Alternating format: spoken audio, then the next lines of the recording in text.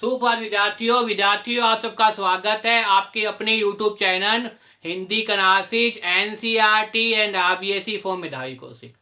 विद्यार्थियों, मुझे पूरी उम्मीद है कि आप घर पे हैं, स्वस्थ हैं, आपका अध्यापन कार्य सुचारू चल रहा है। मेरा नाम मेधावी कौशिक है। विद्यार्थियों, मैं आपको काफ़ी समय से हिंदी पढ़ा रहा हूँ और मेरे YouTube चैनल पर इन दिनों क्या चल रहा है, इन दिनों बहुत ही अच्छा टॉपिक चल रहा है। वो क्या है? दोहे। और दोहे भी किसके हैं विद्यार्थियों? रहीम के हैं विद्यार्थियों। कई वीडियो बनाकर मैंने अपलोड कर दी है। इससे पहले मैंने 3 दोहे समझा दिए विद्यार्थियों विस्तार से। आज मैं बताऊंगा आपको चौथे दोहे के बारे में कि वास्तव में चौथे दोहे के अंदर रहीम क्या कहना चाहते हैं। विद्यार्थियों, अगर मेरे द्वारा बनाई वीडियो पसंद आए तो इसे ज़्यादा लाइक कीजिए, कमेंट कीजिए, शेयर कीजिए। विद्यार्थियों, चैनल पे अगर आप नए तो चैनल को तुरंत सब्सक्राइब कर लीजिए। खूब मन लगा कर पढ़िए विद्यार्थियों, घर पे रहिए, स्वस्थ रहिए विद्यार्थियों। देखिए विद्यार्थियों, रहीमदास जी के बारे में बता दूं मैं आपके सामने कुछ बातें कि नहीं कर दूं कि रहीमदास जी क्या है। हिंदी के अंदर एकमात्र ऐसे कवि हैं जो क्या लिखते थे विद्यार्थियों? वो जो नीति पर दोहे लिखते थे। क्या लिखते थे रहीमदास जी? ये पर्सन बहुत बार पेपर पूछ देते हैं कि रहीमदास जी क्या लिखते थे? नीति पर दोहे। नीति पर दोहे लिखने वाले कौन है विद्यार्थियों? रहीम। कौन है विद्यार्थियों? रहीम। और रहीम क्या लिखते थे? नीति पर दोहे लिखते थे। अब देखिए, नीति पर दोहे का मतलब क्या होता है? नीति का मतलब होता है ज्ञान और पर का मतलब होता है आधारित। ज्ञान पर आधारित बात अगर कोई कवि लिखता है उदाहरण के साथ तो वो क्या होता है? वो होता है नीति पर दोहा। नीति का मतलब क्या होता है विद्यार्थियों? ज्ञान। ध्यान रखिए। और पर का मतलब क्या होता है विद्यार्थियों? आधारित। क्या होता है विद्यार्थियों? आधारित। मतलब ज्ञान पर आधारित हो। किसके माध्यम से? उदाहरण देकर। उदाहरण भी कैसा हो? जो समाज में सबको पता हो, सबको पता हो, या कह सकते हैं बहुत ही सरल उदाहरण देकर। तो देखिए विद्यार्थियों, रहीम जो है वो नीति पर दोहे लिखते हैं। प्रश्न बहुत बार पेपर में आता है हिंदी साहित्य के अंदर ऐसे कौन से कवि हैं जो नीति पर दोहे लिखते हैं? तो रहीम है विद्यार्थियों। क्योंकि रहीम की भाषा शैली की बात करें तो नीति का मतलब क्या है? छुपा हुआ ज्ञान जो रहीमदास जी जनता को दे रहे हैं। किसके माध्यम से? भिन्न भिन्न उदाहरणों के माध्यम से दे रहे हैं विद्यार्थियों। ऐसे अंग्रेजी उदाहरण आपके सामने प्रस्तुत कर रहे हैं जिससे क्या है, उन उदाहरणों के माध्यम से आप ये जान सकते हैं कि वास्तव में क्या है, ज्ञान पर आधारित बात कौन बता रहे हैं? रहीमदास जी बता रहे हैं। तो देखिए विद्यार्थियों, आज हम करते हैं चौथा दोहा। देखिए सबसे पहले, चित्तकूट में रहीम रहे, रहीमन अवध नरेश, जा पर विपत्ता परत, सो आवत ये देत। बहुत ही अच्छा दोहा रहीमदास जी का। चित्तकूट में रहीम रहे, क्या कह रहे हैं? चित्तकूट में रहीम रहे, रहीमन अवध नरेश। चित्तकूट में रहीम रहे। चित्तकूट में कौन रहते थे? राम रहते थे। रहीमन अवध नरेश, अवध कौन? अयोध्या के नरेश। जाप पर विपदा परत है, अगर मानो राम पर विपदा पड़ती है, सो आवत यही देश। तो ये क्या है? वास्तव में वही देश है। देखिए विद्यार्थियों, बहुत ही अच्छा दोहा क्या लिख रहे हैं? रहीमन रहे, रहीमन का मतलब क्या है? रम गए, नग गए, नींद हो गए। रहीमन रहे, रहीमन रहे का मतलब क्या है? नींद रहे, नींद हो गए, मतलब रम गए। आप कहते हैं रम गए। रहीम का मतलब रहीम चित्तकूट, आपको बताइए। सभा का नाम अवध का मतलब क्या है? अयोध्या। अवध का मतलब क्या है विद्यार्थियों? अयोध्या। नरेश का मतलब क्या है विद्यार्थियों? राजा। क्या है विद्यार्थियों? राजा। विपत्ति का मतलब क्या होता है विद्यार्थियों? मुसीबत, संकट। जिसे परत का मतलब परिणाम। आवत ये देश। देखिए विद्यार्थियों, बहुत ही अच्छा दोहा जिसको अपने व्याख्या करेंगे। व्याख्या करनी आपको आनी चाहिए, व्याख्या के अर्थ समझ आना चाहिए। प्रत्येक प्रपद का मैंने अर्थ लिख दिया है। अब देखिए विद्यार्थियों, कवि क्या कह रहे हैं। रहीमदास जी कहते हैं, अवध के राजा श्री राम वनवास के लिए कहाँ गए हैं? चित्रकूट में आके होके हैं। अवध के राजा कौन है? अवध के राजा, अयोध्या के राजा कौन है विद्यार्थियों? आपको पता है चित्रकूट में कौन गए थे? श्री राम गए थे। तो चित्रकूट में कौन गए थे विद्यार्थियों? श्री राम गए थे। जो कहाँ के राजा होने वाले थे? अयोध्या के। होने वाले इसलिए थे विद्यार्थियों क्योंकि बाद में बताया वो हो नहीं पाए राजा, बाद में जाके बने थे। लेकिन उस समय वो क्या थे? उस समय वो वनवास में थे।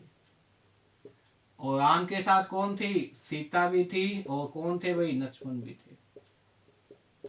इसके बारे में आपको पता है। तो रहीम ने वही उदाहरण लिया है जो संसार के लोग जानते हैं। इसीलिए रहीम के दोहे क्या है? नीति पर। देखिए चित्रकूट में रहीम रहे, रहीमदास जी क्या कहते हैं कि अयोध्या के राजा श्री राम क्या है, वनवास के लिए चित्रकूट में आकर रुके हैं और वहां की प्राकृतिक सुंदरता में हम गया है। रहीमन अवध अवे, रहीम के कहते हैं अयोध्या के राजा कौन है, अयोध्या के राजा राम। कहाँ हम गए भाई, चित्रकूट में आके। क्यों से हम गए हैं कि चित्रकूट में क्या है, प्राकृतिक सौंदर्य है। प्रकृति जो वास्तव में चित्रकूट में बताई गई है, असंख्य पर्वत, असंख्य पहाड़, असंख्य नदियां, वो इतना सुंदर प्राकृतिक दृश्य है कि राम का मन लग गया है वहां पे। राम वहीं हम गए हैं। कहाँ हम गए हैं, चित्रकूट में। क्यों, क्योंकि चित्रकूट में क्या है, प्राकृतिक दशा बहुत बड़ी है, प्रकृति बहुत ही अच्छी सुंदर दिखाई दे रही है। इसीलिए क्या कह रहे हैं, चित्रकूट में रमी रहे रहीमन अवध नरेश। अयोध्या के नरेश होने वाले कौन थे, राम। इस अब समय क्या है, वनवास में है। वनवास में है तो कहाँ बैठ गए भाई, चित्रकूट में जाके बैठ गए और चित्रकूट में क्या है, रम गए। मुझे उम्मीद है यहाँ तक समझ में आ गया होगा। अब जित पर भी विपत्ति आती है वही यहाँ शांति पाने चला आता है। जा पर विपत्ता पर सो आवत ये देश। जिस पर भी विपत्ति का मतलब क्या है, संकट, मुसीबत। जिस पर भी संकट या मुसीबत आती है, आवत सो देश। आवत सो देश का मतलब यहाँ पे क्या है, वो कहाँ आ जाता है विद्यार्थियों, चित्रकूट में आ जाता है। क्यों आ जाता है, चित्रकूट में कौन है, राम। कौन है भाई, राम है। और राम का क्या लग गया है भाई, रम गए हैं, मन लग गया है। और मन क्यों लग गया है विद्यार्थियों, प्रकृति की सुंदरता के कारण। तो जाप पर विपत्ता पड़त है सो आवत यह देश। जिस भी पर विपत्ति पड़ती है, जिस पर मुसीबत पड़ती है, वो क्या है, वो चित्रकूट में आ जाता है। आवत यह देश का मतलब चित्रकूट। पहले राम का जो आप कह सकते हैं, राम अयोध्या में थे, लेकिन उन्हें जैसे ही वनवास मिला और जैसे ही वनवास मिलने के बाद चित्रकूट में आए और रहने लगे, तो चित्रकूट के अंदर जो प्राकृतिक सौंदर्य था, जो प्रकृति की अनुपम सौंदर्य नींद बातें थी, उसे देखकर राम क्या है, प्रफुल्लित हो गए, आनंदित हो गए, प्रसन्नचित हो गए विद्यार्थियों, और वहीं हम गए। अब जिस पर भी मुसीबत आती है वो कहाँ आ जाता है, चित्रकूट में आता है। चित्रकूट में क्यों आता है, क्योंकि चित्रकूट में कौन है विद्यार्थियों, राम है। अयोध्या के नरेश श्री राम है। मुझे उम्मीद है विद्यार्थियों समझ में आ गया होगा। दोबारा देखे विद्यार्थियों, कवि रहीमदास जी क्या कह रहे हैं दोहे के अंदर। कवि रहीमदास जी कहते हैं, चित्रकूट रमी रहे। चित्रकूट में हम गए, कौन हम गए, अवध के राजा श्री राम। चित्रकूट में आके हम गए, रहीमन अवध नरेश। अयोध्या के राजा श्री राम क्या है, चित्रकूट में आके हम गए, क्योंकि वहां की प्राकृतिक सौंदर्य क्या थी, बहुत अनुपम थी, विचित्र थी, अच्छी थी। जा पर विपत्ता परत है सो आवत ये दे। जित पर भी संकट आता है, जित पर मुसीबत आती है, जित पर भी विपत्ति आती है, वो क्या आते हैं, वो चित्रकूट में आ जाते हैं। वो चित्रकूट में कौन है, श्री राम है। इस दुख निवास स्थान पर आकर सारे दुख मिट जाते हैं। इस दुख निवास स्थान पर आकर सारे दुख, सारे संकट क्या है, दूर हो जाते हैं, क्योंकि यहाँ पे कौन है, प्रभु श्री राम है। यहाँ पे किसका निवास है, प्रभु श्री राम का निवास है। कहने का अभिप्राय यह है विद्यार्थियों, विपत्ति आने पर व्यक्ति चित्रकूट में श्री राम की भांति शांति प्राप्त करने चले जाते हैं। कहने का अभिप्राय यह है कि आज चित्रकूट है लेकिन राम नहीं है। लेकिन जब संकट आती है, जब मुसीबत आती है, मन व्यथित होता है, मन दुखी होता है, मन पीड़ित होता है, तो लोग कहाँ चले जाते हैं, चित्रकूट में चले जाते हैं। और वहां उन्हें शांति का एहसास होता है। वहां उन्हें लगता है कि वास्तव में राम हमारा साथ दे रहे हैं, क्योंकि वहां चित्रकूट में क्या है, प्रकृति बहुत सुंदर दिखाई दे रही है। क्या दिखाई दे रही है विद्यार्थियों, प्रकृति बहुत सुंदर दिखाई दे रही है। मुझे उम्मीद है विद्यार्थियों आपको ये जो दोहा है समझ आ गया होगा। देखिए, चित्रकूट में हम ही रहे, चित्रकूट में हम गए, कौन हम गए, रहीम अवध नरेश। रहीम अवध नरेश का मतलब कौन है, अयोध्या के राजा। अयोध्या के राजा कौन है भाई, अयोध्या के राजा होने वाले कौन थे, राम। राम कहाँ हम गए, चित्रकूट में हम गए। क्यों, क्योंकि उन्हें वहां प्रकृति अच्छी लगी। जाप पर विपत्ता पड़ता है, जित पर मुसीबत पड़ती है, संकट आता है, परेशानी आती है, सो आवत ये देश, वो कहाँ आते हैं, चित्रकूट में आते हैं। आज वास्तव में वर्तमान में राम नहीं है, लेकिन राम का अनुभव होता है कि राम वहां बैठे हैं। और शांति के अंदर, मुसीबत के अंदर, संकट के अंदर मन जब व्यथित होता है, मन जब दुखी होता है, तो लोग कहाँ जाते हैं, चित्रकूट में जाते हैं।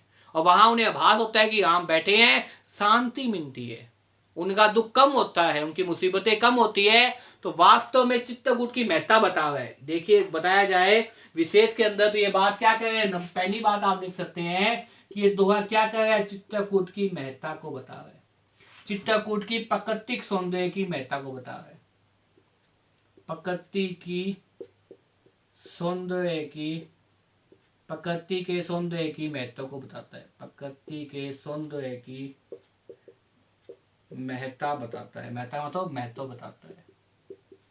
पहली बात तो ये अगर पूछ ही जाए कि रहीम का ये दोहा क्या बताता है, चित्रकूट में प्रकृति के सौंदर्य की महत्ता को बता रहा है। किसको बता रहा है भाई, रहीम के चित्रकूट में प्रकृति के सौंदर्य की महत्ता को बता रहा है।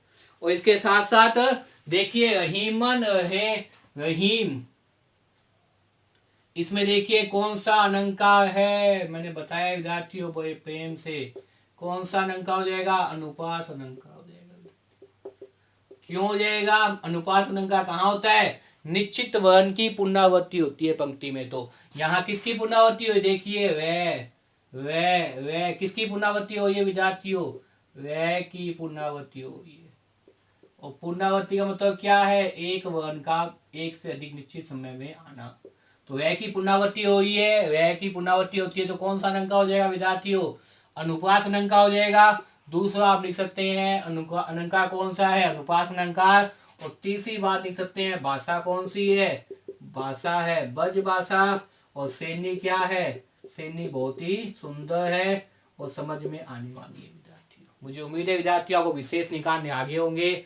अब देखिए विद्यार्थियों, चित्रकूट की महत्ता को बताते हुए दोहा देखा कि जहां अयोध्या के नरेश राम रहते हैं, उनका मन वहां रम गया है। लोग अब संकट और मुसीबत में कहाँ आते हैं, चित्रकूट में आते हैं, कि वहां उन्हें क्या प्राप्त होती है, शांति प्राप्त होती है विद्यार्थियों। मुझे उम्मीद है आपको चौथा दोहा समझ में आ गया होगा। बार बार इस वीडियो को देखिए और याद करने का प्रयास कीजिए विद्यार्थियों। और मेरे द्वारा बनाई वीडियो आपको पसंद आए तो इसे ज़्यादा ज़्यादा लाइक कीजिए, कमेंट कीजिए, शेयर कीजिए विद्यार्थियों। खूब मन लगा कर पढ़िए, घर पे रहिए, स्वस्थ रहिए, अपना अपने परिवारों का ध्यान रखिए विद्यार्थियों। धन्यवाद।